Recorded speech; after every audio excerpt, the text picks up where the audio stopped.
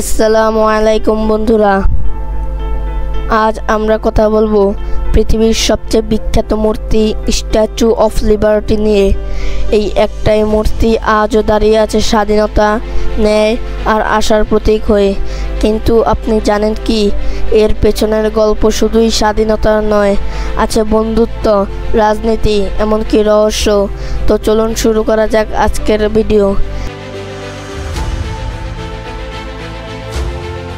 1865 সাল, ফ্রান্সের একজন আইনজীবী এডওয়ার্ড রেনে ডি লাবোলায়ে একদিন বলেছিলেন, যদি যুক্তরাষ্ট্র স্বাধীনতার দেশ হয়, তাহলে আমরা ফরাসিরা ওদের একটা প্রতীকী উপহার দিতে পারি।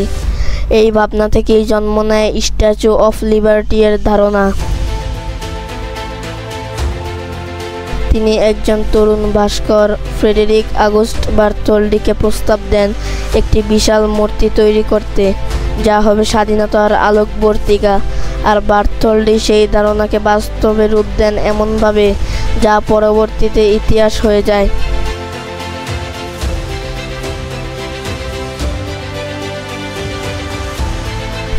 মূর্তিটির কাজ শুরু হয় 1875 সালে ফ্রান্সে।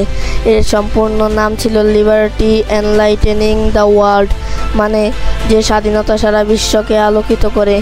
বার্থোল্ডি মূর্তির মুখের মডেল করেন তার নিজের মায়ের চেহারা থেকে, আর লোহার ভেতরের কাঠামো তৈরি করেন বিখ্যাত প্রকৌশলী গুস্টেভ ইফেল, যিনি পরে তৈরি করেছিলেন ইফেল টাওয়ার। মূর্তির ভেতরের কাঠামো এত নিখুঁতভাবে তৈরি করা হয়েছিল যে আজও এটি শক্তভাবে দাঁড়িয়ে আছে সমুদ্রের ধারে, প্রায় 140 বছর পরেও।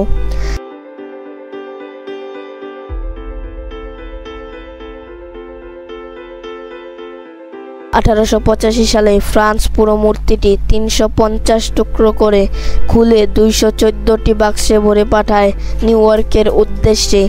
অবশেষে 1886 সালের 28 অক্টোবর নিউ ইয়র্ক হারবারে আনুষ্ঠানিকভাবে উদ্বোধন করা হয় স্ট্যাচু অফ লিবার্টি।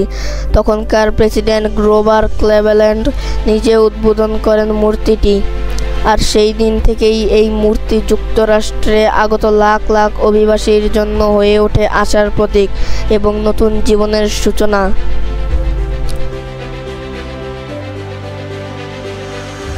একটু খেয়াল করেন, মূর্তিটি এক হাতে একটি টর্চ অথবা মশাল ধরে রেখেছে, যা স্বাধীনতা ও আলোর প্রতীক।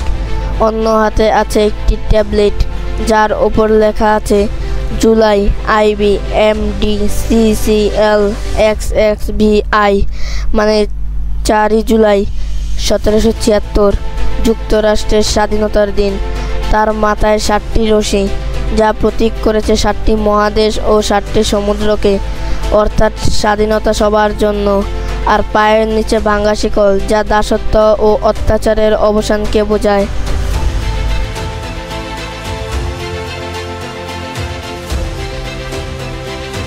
আপনি কি জানেন, স্ট্যাচু অফ লিবার্টি এর ওজন প্রায় 225 টন, এর উচ্চতা ভিত্তিসহ 305 ফুট, মাথায় 25টি জানালা আছে, যেখান থেকে নিউ ইয়র্ক হারবার দেখা যায়। আর আপনি হয়তো ভাবতে পারেন, মূর্তির রং সবুজ কেন?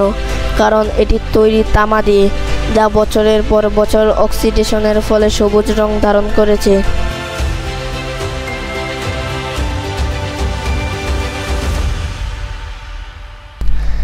অনেকে বলেন মূর্তির মুখে আফ্রিকান নারীর বৈশিষ্ট্য রয়েছে।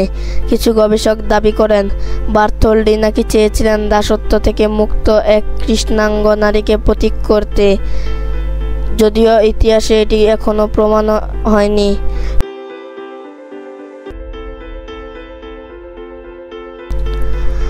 আজ এটি শুধু একটি মূর্তি নয়, এটি একটি বিশ্ব ঐতিহ্য, একটি পর্যটন কেন্দ্র, আর আমেরিকার সবচেয়ে বড় গর্বের প্রতীক।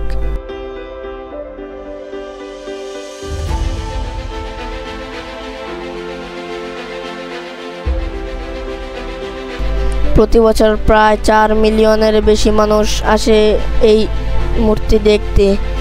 রাতের বেলায় মশালের আলো যখন আকাশে ছড়িয়ে পড়ে, তখন মনে হয় যেন সত্যিই স্বাধীনতা পৃথিবীকে আলোকিত করছে। বন্ধুরা, statue of liberty cable America নয়, এটি সারা বিশ্বের মানুষের কাছে আশা, ন্যায় আর স্বাধীনতার প্রতীক। যতদিন মানুষ মুক্তির স্বপ্ন দেখবে, ততদিন এই মূর্তি দাঁড়িয়ে থাকবে এই স্বপ্নের প্রহরী হয়ে। তাই যদি ভালো লেগে থাকে ভিডিওটি লাইক করে বন্ধুদের সাথে শেয়ার করুন আর চ্যানেলটি সাবস্ক্রাইব করুন, কারণ অজানা পথের সামনে আরও আসছে ইতিহাসের অজানা গল্প। ধন্যবাদ।